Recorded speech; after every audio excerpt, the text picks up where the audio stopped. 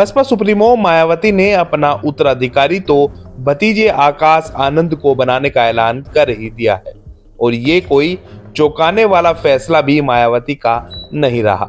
आकाश आनंद जिस तरह से राजनीति में सक्रिय हो रहे थे उससे यही लग रहा था कि आगे चलकर पार्टी इन्हें ही संभालनी है।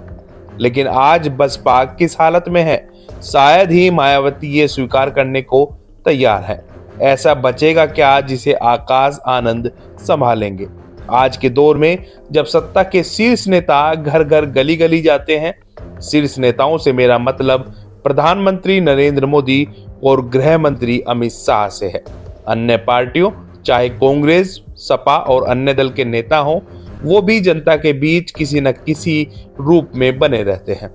लेकिन मायावती न जनता के बीच दिखती हैं और न ही किसी स्तर पर कोई चुनावी तैयारी बसपा की दिख रही है। लेकिन आज भी बसपा का कुछ कैडर वोट पार्टी से जुड़ा हुआ है, यानी कि कैडर वोट भी पार्टी से काफी कट चुका है और जो वोट बचा है उससे बसपा की जीत बिल्कुल भी संभव नहीं है। जमीनी हकीकत पर गौर करें तो अब पार्टी में नेताओं का भी अकाल है। जिस तरह से हम सब कहते हैं बसपा की सुप्रीमो, उसी तरह से मायावती मानती भी हैं कि बस वही सुप्रीम है। राजनीति में होते हुए मायावती कहीं भी तो नहीं दिखाई देती है।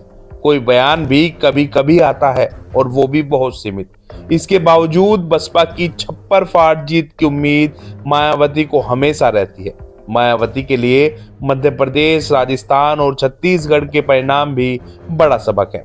अब तक तो मायावती ये कहती नहीं थक रही थी कि बसपा लोकसभा चुनाव अकेले लड़ेगी, किसी से कोई गठबंधन नहीं किया जाएगा। जमीनी हकीकत से मायावती वाकिफ न हो ऐसा भी नहीं लगता, लेकिन अगर वाकिफ हैं तो अनजान बने रहने की मजबूरी आखिर क्या हो सकती है। हालांकि अब मायावती ने एक अलग लाइन पकड़ी है। लोकसभा चुनाव में किसी भी दल के साथ गठबंधन नहीं करने के अपने फैसले को अटल बताने वाली बहुजन समाज पार्टी की राष्ट्रीय अध्यक्ष मायावती का यह कहना है कि यदि हमको गठबंधन करना होगा तो ऐसी पार्टी से करेंगे जिसका वोट बसपा को भी ट्रांसफर हो जाए। वैसे तो 2019 में सहयोगी दलों का वोट ट्रांसफर हुआ, तभी बसपा के 10 सांसद जीते थे, वरना 2014 में लोकसभा सांसद यूपी में बसपा के 0 थे। अब गठबंधन में ये गारंटी तो कोई नहीं दे सकता है कि वोट ट्रांसफर होंगे ही, लेकिन सवाल ये है कि अगर मायावती लोकसभा का चुनाव अकेले लड़ने के फैसले पर ही रहती हैं तो क्या हासिल होगा।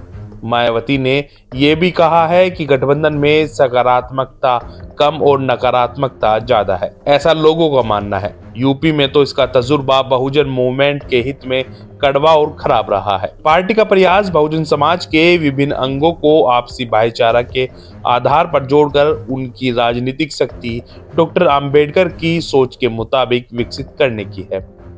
लेकिन कहा तो यह तक जाने लगा है कि बसपा का लेटर पैड भाजपा कार्यालय में गिरवी है और अमरोहा सांसद दानिश अली के निलंबन के बाद तो ये बातें और ज्यादा हो रही हैं।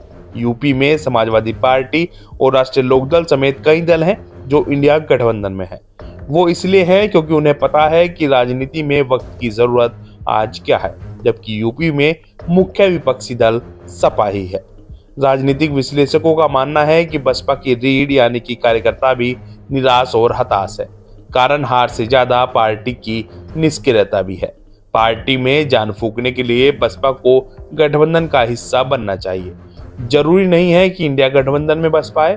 बसपा सुप्रीमो तय कर सकती हैं कि उनके लिए कौन सा गठबंधन मुफीद होगा, लेकिन ये हकीकत है कि बसपा को इस वक्त ठोस सहारे की जरूरत है। बसपा के बहुत पुराने कार्यकर्ताओं से हमारी बात हुई। उनका ये कहना है कि बसपा का संगठन अब सिर्फ कागजों पर है और जबकि पहले जमीन पर था और तमाम सियासी दलों से बहुत मजबूत संगठन बसपा का हुआ करता था। बसपा अगर गठबंधन से चुनाव लड़ेगी तो कुछ ताकत आएगी तो चीजें ठीक होना शुरू होंगी। बसपा भी भाजपा के खिलाफ लड़ने का दावा करती है तो इंडिया गठबंधन का हिस्सा बनने के लिए बात शुरू होनी चाहिए और वर्तमान इंडिया गठबंधन में जो प्रमुख दल शामिल हैं उन्हें भी प्रयास शुरू करने की जरूरत है। राजनीतिक विश्लेषक अंकित मान का कहना है कि 2024 में चुनावी लड़ाई एनडीए बनाम इंडिया होगी।